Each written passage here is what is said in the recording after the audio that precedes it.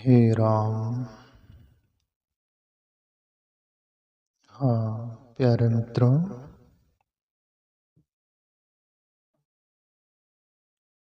कबीर साहब का दोहा लेंगे अपन, उस पर परिचर्चा करेंगे कि कबीर साहब आखिर बोलना क्या चाहते हैं, हमें इशारा क्या करना चाहते हैं और उसका हकीकत में जीवन में कितना मायना रखती है वो बातें, वो अनुभव कबीर साहब का, वो समझने जैसा है। तो कबीर साहब बोले, मधुर वचन है औषधि, कटुक वचन है तीर, श्रवण द्वार होए संचरे, साले सकल शरीर। अब ये समझने जैसा,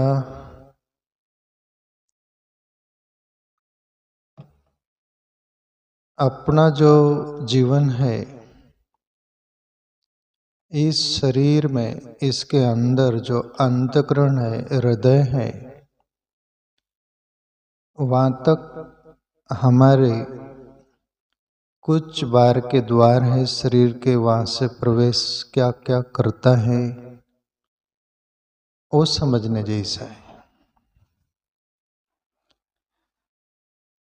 एक आँख, इंद्रिय जो है आँख, उससे हमारे अंतःकरण में, हृदय में प्रवेश करता है कोई भी बात।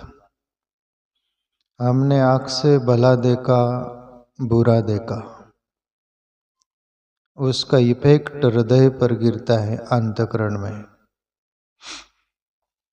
यदि बुरा देखा तो बुरे का भी इफेक्ट गिरता है अंदर, यानी आँख से गया वो, फिर अंदर बुरे विचार चलने लगते हैं, बुरी सोच चलती है, बुरे विचार की कतार लग जाती है, वो एक रील बन जाती है आँख से घुसा। इसलिए बहुत मायना रखता है हमारे हृदय अंतःकरण तक क्या पहुँचने दे, क्या न पहुँचने दे। एक द्वार आँख, वहां से दोनों माइनस प्लस, जीवन सुधर भी सकता है, बिगड़ भी सकता है। भला देखोगे तो भली सोच आएंगे, भले विचार चलेंगे। बुरा देखोगे, बुरा दिखेगा तो बुरे विचार आएंगे। बिल्कुल आप प्रैक्टिकली जीवन में अनुभव करते हो कि नहीं, कि हम जब बुरा देख रहे होते हैं, बुरा दिखा, तो हमारा मन की परिस्थिति बदल जाती है।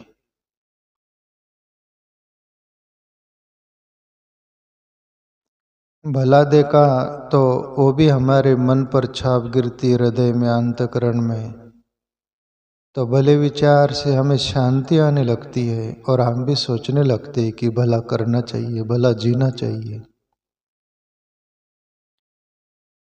अभी दूसरा द्वार है कान, कर्ण। कान से भी हमारे अंतःकरण, हृदय तक और मन तक पहुंचता है।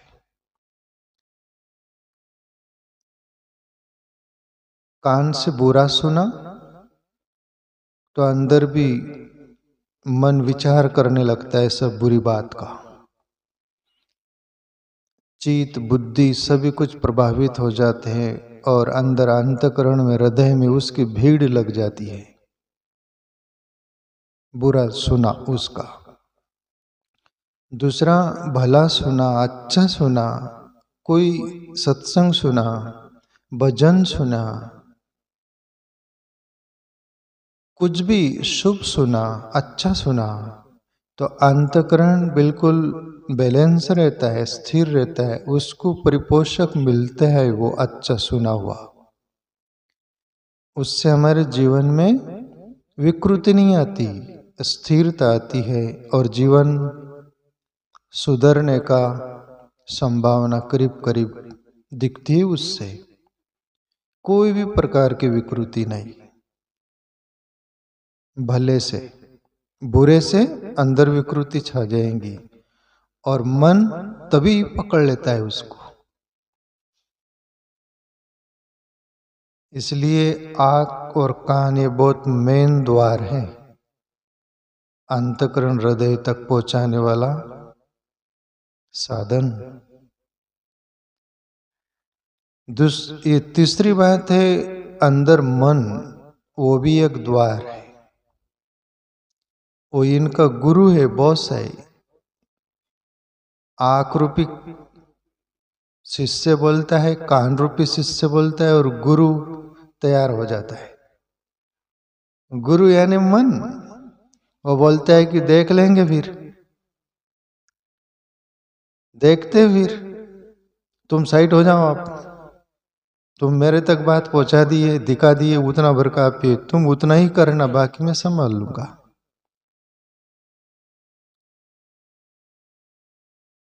इंद्रिय बहुत मायना रखती, इसलिए संत महापुरुष देखो, गोस्वामी तुलसीदास, मैंने सुना पढ़ा उनके बारे में। एक बार जंगल से जा रहे थे, वीरान जंगल था और वहां पर एक कोई प्रेमी जोड़ा, स्त्री पुरुष,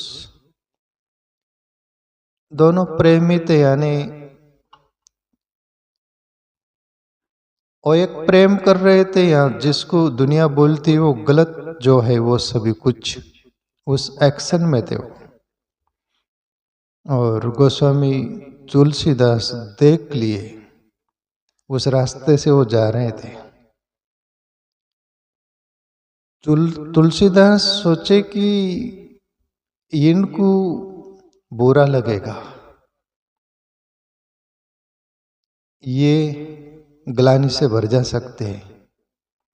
इसलिए देखो, संत अपने आंखों और कानों से सभी को क्या फायदा, क्या उपयोगी कर लेता है उनका।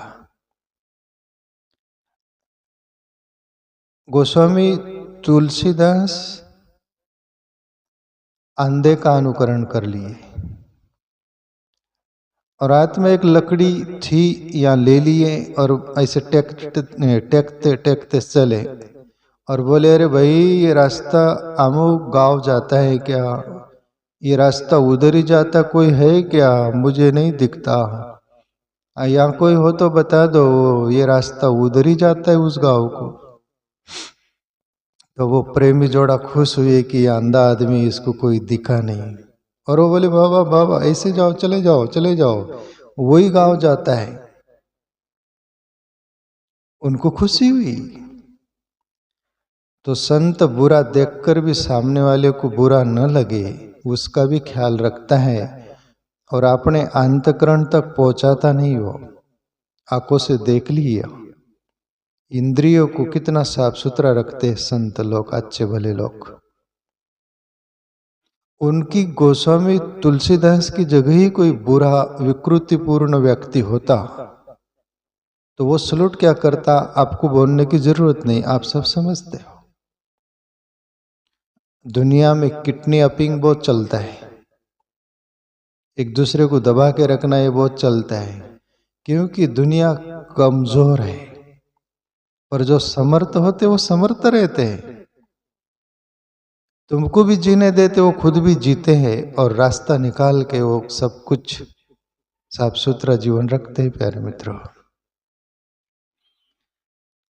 तो अभी कबीर साहब जो बोल रहे हैं, मधुर वचन है औषधि, कटुक वचन है तीर, श्रवण द्वार होए संचरे, साले सकल शरीर। प्यारे मित्रों, वचन जो वाणी होती है ना, वो बहुत मायना रखती जीवन में। एक वाणी तो ऐसी होती है कि मनुष्य को निकट लेके आ जाती है, उसके दिल में घर कर लेती है, और एक वाणी ऐसी ही निकट से दूर कर देती है।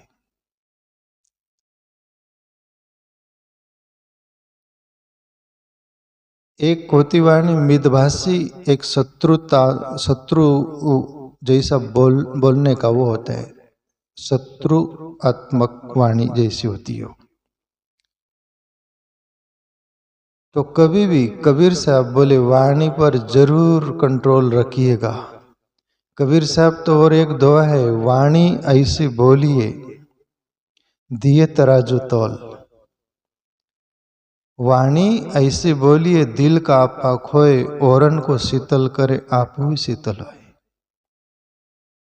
बोले एक तो वाणी मुंह से ऐसा निकालो जैसे पालड़े में तराजू में तोलकर कुछ दे रहे हो, तुम गिन कर दे रहे, ऐसा तोल कर बोलो। किसको बुरा लगे कि किसका बुरा हो, ऐसी वाणी मत बोलो। वाणी पर बहुत ख्याल रखिएगा बोले। और ऐसी वाणी बोलो कि दूसरा व्यक्ति को ठंडक पहुंचे, उसका दिल शांत हो जाए। वाणी ऐसी बोलिए दिल का आपाक होए। वो जो संताप में होगा, तनाव में होगा, तो उसका संताप तनाव शांत हो जाए तुम्हारी दो शब्द वाणी सुनकर। वाणी ऐसी बोलिए दिल का आपा खोए, औरन को शीतल करे आप भी शीतल होए। और तुम दूसरों को शीतलता पहुंचाओगे तो आपको भी शीतलता जरूर पहुंचेगी। दूसरों को ठंडक पहुंचाओगे तो आपको भी ठंडकता मिलेगी। दूसरों का हृदय में आपने चोट नहीं किया, घाव नहीं किया, प्रेम दिया, प्रेम से दो शब्द बोले तो उसके हृदय में प्रेम का उमंगेगा, उमड़ेगा प्रेम। वाणी बहुत मायना रखती है। इसलिए कबीर साहब बोले मधुर वचन है औषधि। मधुर वचन औषधि यानी मेडिसिन की तरह काम करती। जैसे बीमारी हो जाती मेडिसिन औषधि काम करती ना, ऐसे कबीर साहब बोल रहे मधुर वचन है औषधि। औषधि है बोले वो, उसको तीर की तरह उपयोग मत करिएगा।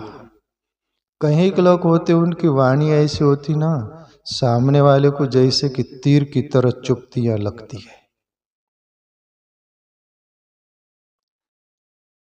कागा किसका लेत है, कोयल किसको दे, मिट्टी वाणी बोल के जग अपना कर ले।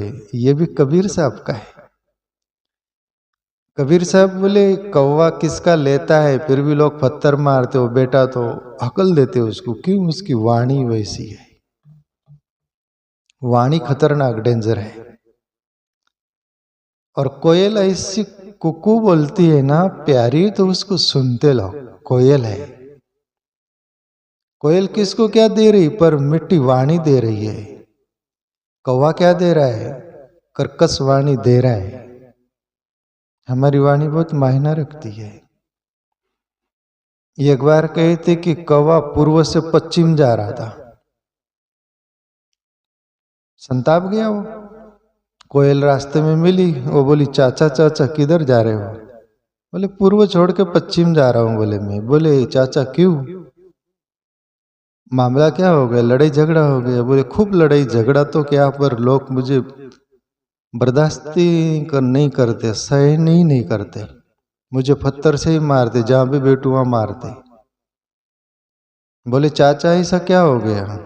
बोले मेरी एक तो ईश्वर ने मुझे काला रूप दिया तो दिया, मेरी वाणी भी ऐसी दिया, लोगों को पसंद नहीं आती, मुझे पत्थर से मारते, भगाते होती। पूर्व में रहता नहीं, मैं पश्चिम में चला जाता।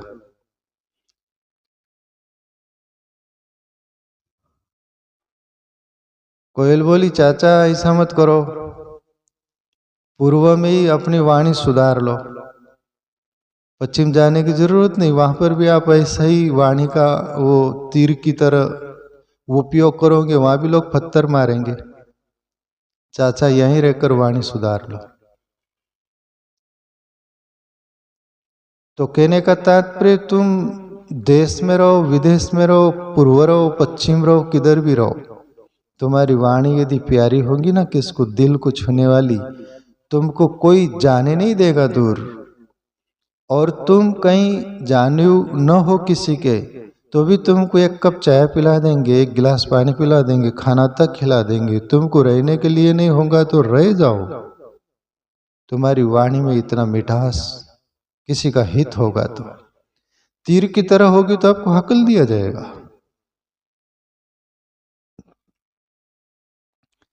इसलिए कबीर साहब बोल रहे, मधुर वचन है औषधि, कटुक वचन है तीर। और कटुक यानी कड़क शब्द तीर की तरह घाव करता है अंदर। और एक बार वाणी का जो घाव होता है ना, वो मिटता नहीं प्यारे मित्रों।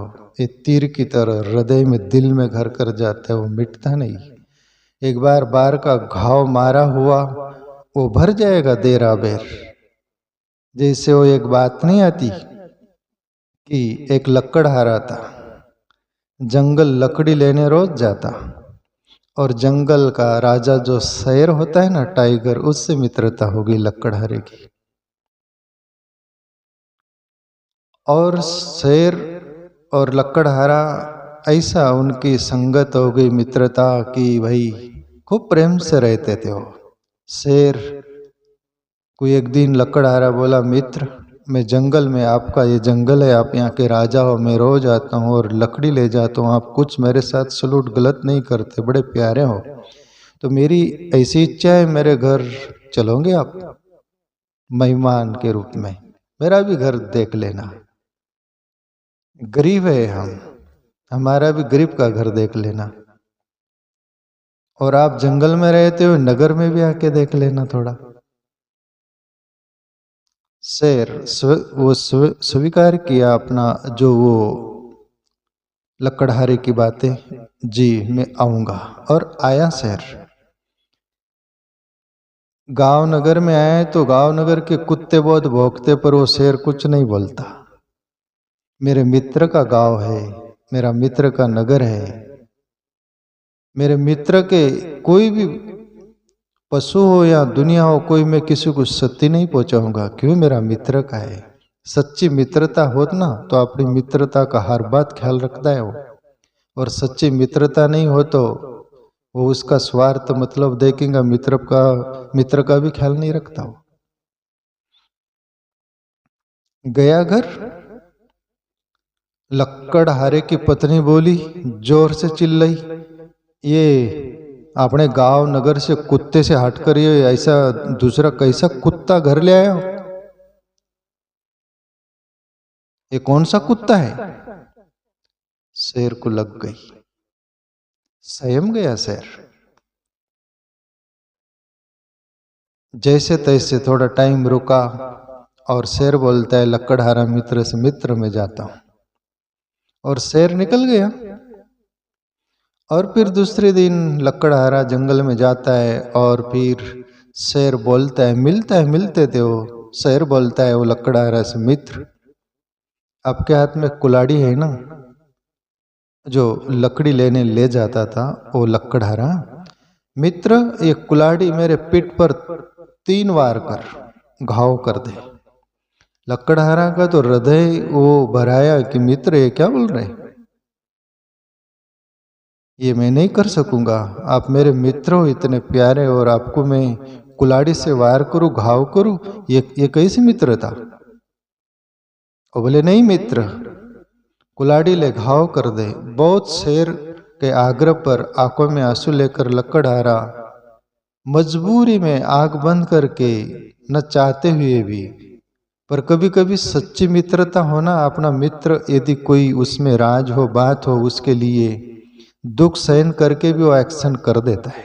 और लकड़हारा मजबूरी में 3 कुल्हाड़ी मार देता और आंखों से आंसू बहते, मैंने अच्छा नहीं किया।